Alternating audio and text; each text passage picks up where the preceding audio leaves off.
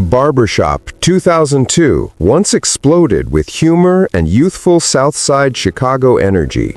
Yet 2 decades later, its cast faced challenges far darker than anything on screen.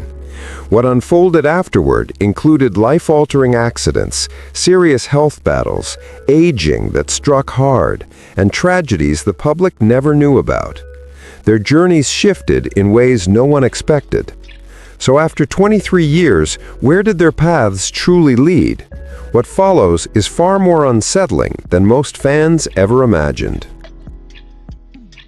Ice Cube, Calvin Palmer.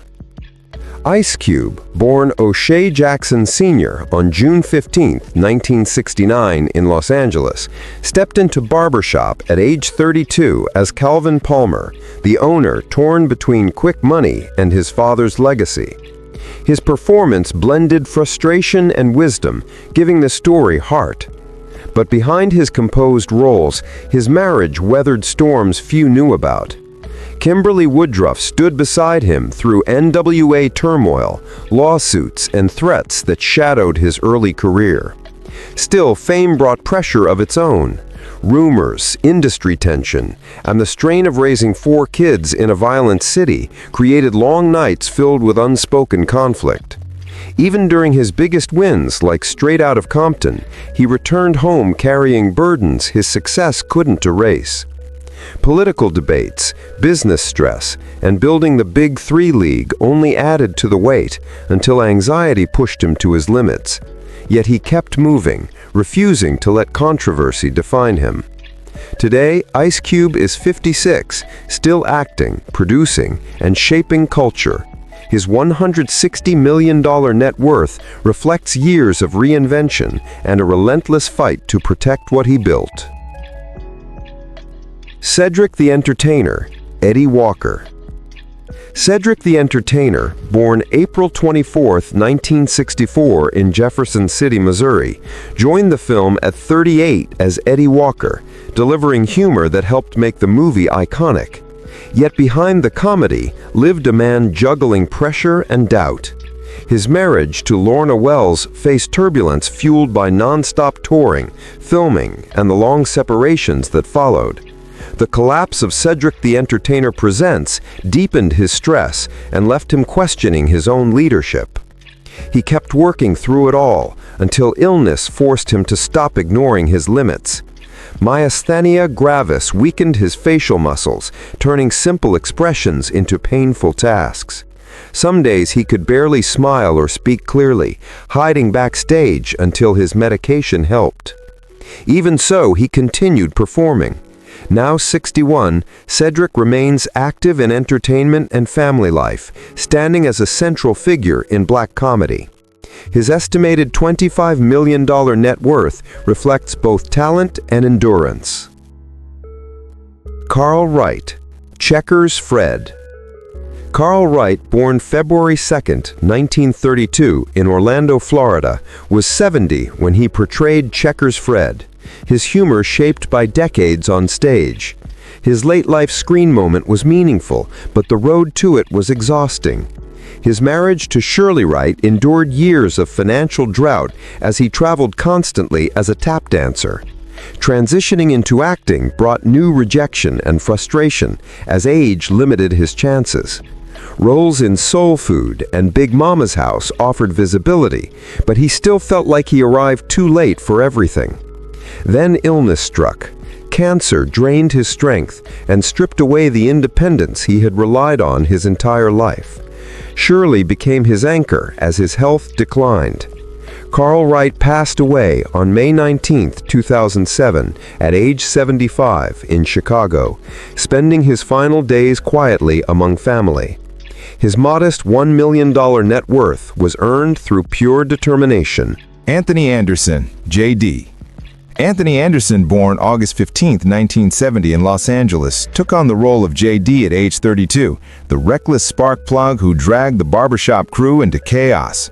His performance brought energy, but behind it was a man dealing with battles much deeper than the comedy revealed. His marriage to Alvina Stewart, once built on loyalty through poverty and uncertainty, slowly eroded as fame magnified their hardships. Accusations, long filming separations, and emotional strain eventually fractured their family, ending in divorce in 2017. Career setbacks hit at the same time. The cancellation of All About the Andersons left him buried in debt and wrestling with isolation. Then health problems changed everything. Type 2 diabetes, obesity, and a stage 0 cancer scare forced him into grueling changes, weight loss surgeries, strict diets, and constant monitoring. Some days he worked through pain. Other days the struggle showed on his face. But he continued to fight. As of 2025, Anderson is 55, still acting and hosting while rebuilding himself professionally and personally. His $25 million net worth reflects the long climb out of illness, debt, heartbreak, and controversy. Sean Patrick Thomas as Jimmy James. Sean Patrick Thomas, born December 17, 1970 in Washington, D.C., stepped into the role of Jimmy James at 32, bringing fiery charm and inner turmoil to Barbershop 2002. Rising success hid the strain on their marriage, which began with warmth but slowly cracked under long-distance pressures when he left Hollywood in 2011 to study law at the University of Virginia. Months apart grew heavier, especially for their daughter Lola, who felt his absence the most. Fame from Save the Last Dance and Cruel Intentions only tightened the pressure, trapping him in expectations he couldn't escape. Depression shadowed him as roles disappeared, finances dipped, and his dreams began to feel suffocating. His academic break was meant to restore balance, yet it also reminded him of time he could never get back. By 2025, at 55, he returned to acting through characters like Polarity in Gen V, while balancing his legal career and protecting the life he rebuilt. With an estimated worth of $1 million, his path shows survival far more than glamour. Cliff Frazier as Kwame. Cliff Frazier, born November 23, 1952 in St. Louis, Missouri, brought steady force to Kwame in Barbershop 2002 at age 50, carrying the grit of his football years. His appearance came after a life filled with more hardship than victory, long after his marriage to Thelma Houston had endured the instability of an athlete's constant movement. Retirement introduced chronic knee pain and lingering head injuries, fueling frustration and widening emotional distance at home. Acting in North Dallas 40, 1979, and House Party, 1990, revived his path, though Hollywood delivered its own setbacks, missed auditions from physical pain, and roles lost due to concerns about his stamina. As age advanced, the hits from football finally caught up, weakening his body, affecting his balance, and leading doctors to suspect permanent neurological issues. Treatment costs mounted, recovery slowed, and medical care became routine. Cliff Frazier passed away on August 17, 2014 at 61, his death tied to the damage he carried from the field. Laid to rest in his hometown, he left behind a legacy of grit, reflected in his $1 million net worth and a life spent rising after every fall. Keith David as Lester Wallace. Keith David, born June 4, 1956 in Harlem, New York, portrayed Lester Wallace at 46, grounding the film with his commanding voice and presence. His strength was shaped through years of personal upheaval, beginning with a first marriage that fell apart under relentless filming schedules and financial stress. The divorce drained him emotionally and financially, forcing him to rebuild his life piece by piece. His later marriage to Dion Lee Williams brought steadiness, though Hollywood's demands still created moments of strain and painful distance. Despite acclaimed roles in The Thing, 1982, and Platoon, 1986, he battled frustration as casting directors boxed him into voice-driven characters instead of recognizing his full range. Physical wear also caught up to him, with chronic back pain pushing him toward narration and voice work instead of physically demanding roles. Now 69, he continues working across film, TV, and voice acting with quiet determination. His roughly $5 million net worth represents decades of persistence rather than ease. Lamar Tate as Billy. Lamar Tate, born January 7, 1970, in Chicago, energized Barbershop 2002 as Billy at 32, the quick-moving, sharp-witted runner who brought humor and rhythm to the shop. Though his role was small, it captured the heartbeat of the city. Off-screen, he lived under the pressure of being the middle brother between rising stars Lorenz or Lerone Tate, often viewed by casting directors as the other Tate. Many opportunities typecast him or vanished before filming began. Even with steady health, anxiety followed his career as unemployment gaps widened and auditions grew colder after Don't Be a Menace, 1996. Still, he held tightly to his faith in his craft. His breakthrough in Power Book 2, Ghost, 2021 to 2024, finally carved out space that was fully his. Today, at 55, he continues acting and producing, using discipline and resilience to steer his own path. With an estimated net worth of $1 million, Lamar transforms family legacy into fuel rather than pressure. Eve, as Terry Jones. Eve Jehan Jeffers Cooper, born November 10, 1978, in Philadelphia, took on Terry Jones at 24, delivering the fiery, sharp-tongued stylist whose heart anchored the shop's emotional core. Her performance blended tough love with vulnerability, mirroring battles she carried long before Hollywood embraced her. Before success, Eve faced the blow of being dropped by Dr. Dre, triggering depression and a quiet struggle with mild substance use. Her marriage to entrepreneur Maximilian Cooper offered stability, though cultural differences pushed them into a brief separation in 2019. Therapy kept the relationship intact, though the strain left emotional scars as she balanced motherhood across two worlds while healing from years of burnout. Stress often struck her health, stealing her voice, her sleep, and at times her confidence in the career she fought to build. Pushing through albums like Let There Be Eve and Rough Rider's First Lady, as well as films such as The Woodsman, she turned private struggle into the fearless feminism she became known for. Now, 47, Eve splits her life between London and the US while hosting on Sirius XM, ending up with an estimated $25 million, a testament to endurance as much as achievement. Troy Gaird as Isaac Rosenberg. Born Troy O'Donovan Garrity on July 7, 1973 in Los Angeles, he stepped into Barbershop in 2002 at age 29 as Isaac Rosenberg, the nervous, soft-spoken outsider trying to fit into a mostly black barbershop. His sincerity made Isaac the film's gentle, emotional core. Beyond that calm character, he grappled with the overwhelming weight of the Fonda legacy. Carrying the reputations of Jane and Henry Fonda meant every job arrived with comparison and expectation.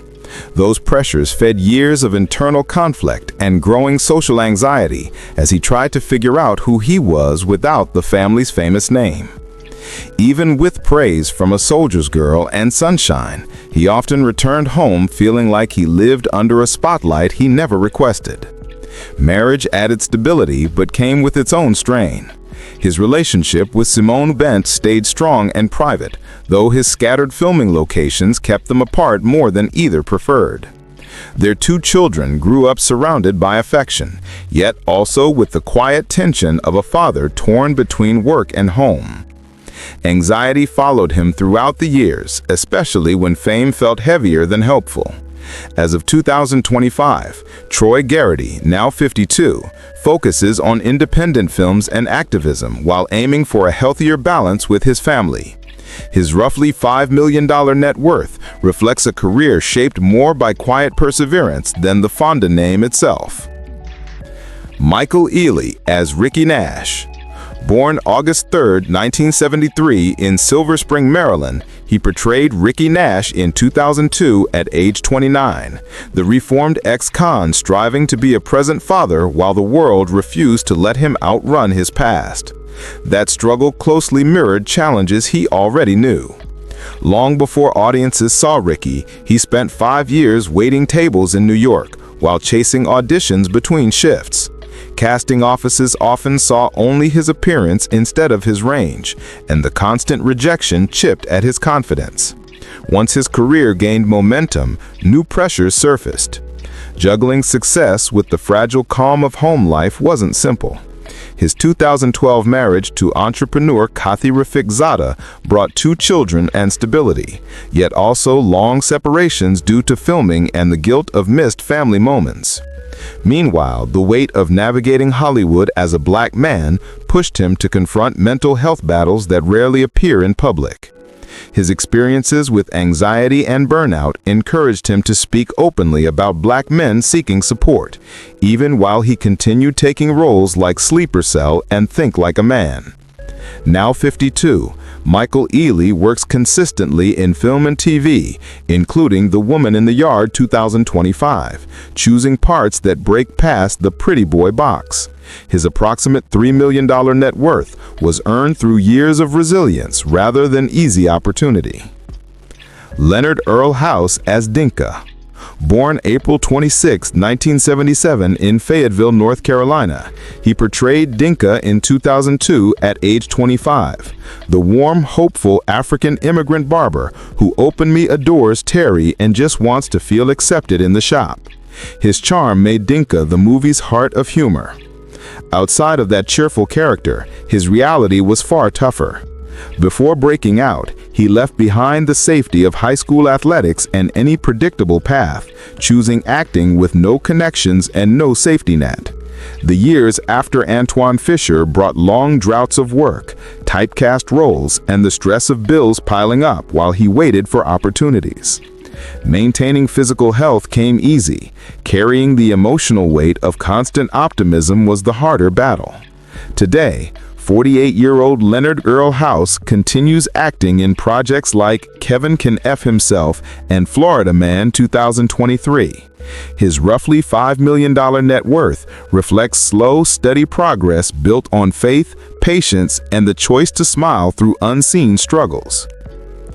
Day Davis as Hustle Guy. Born February 26, 1982 in Chicago, he played the fast-talking street hustler at 20, the character whose wild schemes brought unpredictable chaos to Barbershop, 2002. His sharp humor came straight from real survival instincts shaped on Chicago's South Side. Hollywood first recognized how easily he could channel hardship into comedy. Still, his personal life carried the scars of a childhood filled with instability, violence, and brief stints in jail for minor offenses that left lasting emotional marks. Once fatherhood arrived, his pressure doubled. Raising his daughter mostly alone meant juggling comedy gigs, auditions, and the fear that his past would echo into her life. Those worries often strained his relationships, leaving them fragile beneath the weight he carried. Success didn't quiet the turmoil either. Though he booked major films like License to Wed, 21 Jump Street, and G.I. Joe Retaliation, PTSD clung to him through crowds, travel, and sudden fame. Comedy gave him relief, but it drained him too. He toured nonstop, wrote jokes through anxiety, and performed strength on days he barely felt whole. Still, roles in Empire, How to Act Black, and his many stand-up specials showed how fiercely he pushed past the shadows that shaped him. Now at 43, Day Davis continues performing, producing, and hosting with the same intensity that once kept him alive. His estimated $1 million net worth grew from grit, survival, and a promise to build a life his daughter could be proud of. Some rose, some struggled, and others slipped quietly out of view, yet each left a lasting mark. Which story surprised you most? Share your thoughts below, and remember to like, subscribe, and come back for more Hidden Hollywood Histories.